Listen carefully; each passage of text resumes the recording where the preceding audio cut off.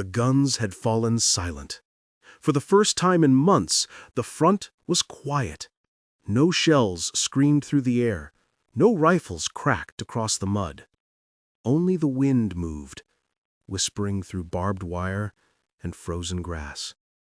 It was Christmas Eve, 1914. And on the Western Front, something impossible was about to happen. The Great War had begun only months before, but already it had devoured hundreds of thousands of lives. The trenches stretched from the North Sea to the Swiss border, endless scars carved into the earth. Men lived in mud, rats, and cold. They slept beside the dead.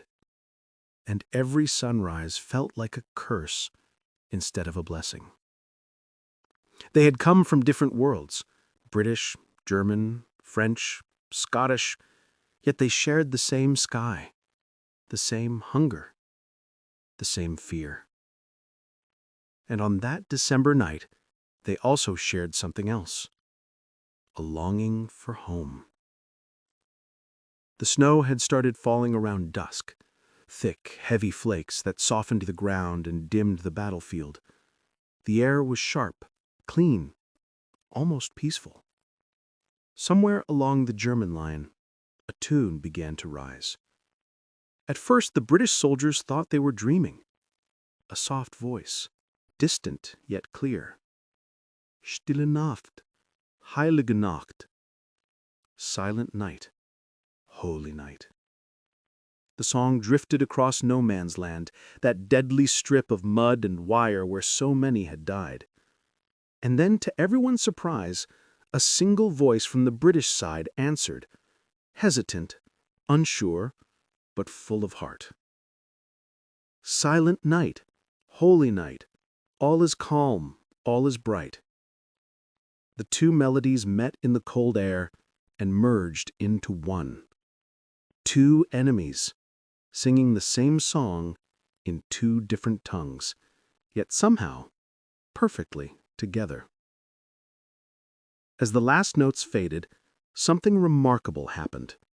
Lights began to flicker along the German trenches, tiny flames glowing in the dark. Lanterns, candles, even Christmas trees.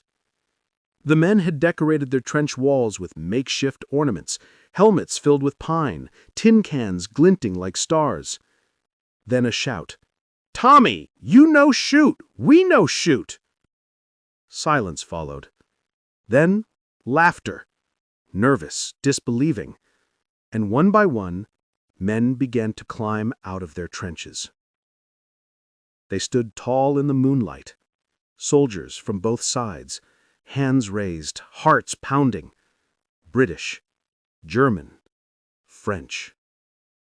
Brothers for a night. They met in the middle, on ground that hours before had been filled with death. There were no orders, no generals, just men, weary and human. They shook hands, shared cigarettes, swapped buttons and badges. Someone offered brandy, someone else handed out chocolate. A British soldier offered a tin of pudding. A German replied with a sausage from home. Laughter echoed where screams once had. One man wrote in his diary, "We stood there in the snow, shaking hands with the very men we'd tried to kill. I think we all knew, for that one night, we were no longer enemies." Then came the game. A football appeared. No one knew where from, but it rolled between the lines, and suddenly both sides were cheering. They kicked, slipped, shouted, laughed, the sound of joy replacing the thunder of guns. The match was clumsy, the field rough, but no one cared. In a world torn apart by hate, a simple game reminded them what peace felt like. A British private later recalled, "The ball soared through the air, and for a moment I forgot the war. I forgot everything." That night, the stars shone brighter than they had in months. Some men sang carols together, Others showed family photos, and some simply stared at the sky in silence, remembering how it felt to be human. For a few precious hours, the war paused. The world held its breath. But dawn comes always, and with it, orders. High command from both sides soon heard about the truce, and they were furious. Fraternizing with the enemy was forbidden. Letters were censored, commanders were replaced, and warnings spread through the ranks. This will never happen again. The soldiers obeyed. They had to. When the sun rose on December 26th, the magic was gone. Men returned to their trenches, rifles were reloaded, and the guns began to speak again. But something had changed. Those who had shared that night could never see the enemy the same way again. They had seen the humanity behind the uniform, the smile behind the rifle, the fear behind the orders. One soldier wrote, "If we can sing together, why must we kill each other?" Another, "I will never forget their faces. The war will go on, but I will fight with a heavier heart." Years later, when the war finally ended, the memory of that Christmas night refused to fade. It lived on, in letters, diaries, and stories told to children by fathers who somehow survived. The night the stars fell silent became a legend, a reminder that even in the darkest of times, light can still be found.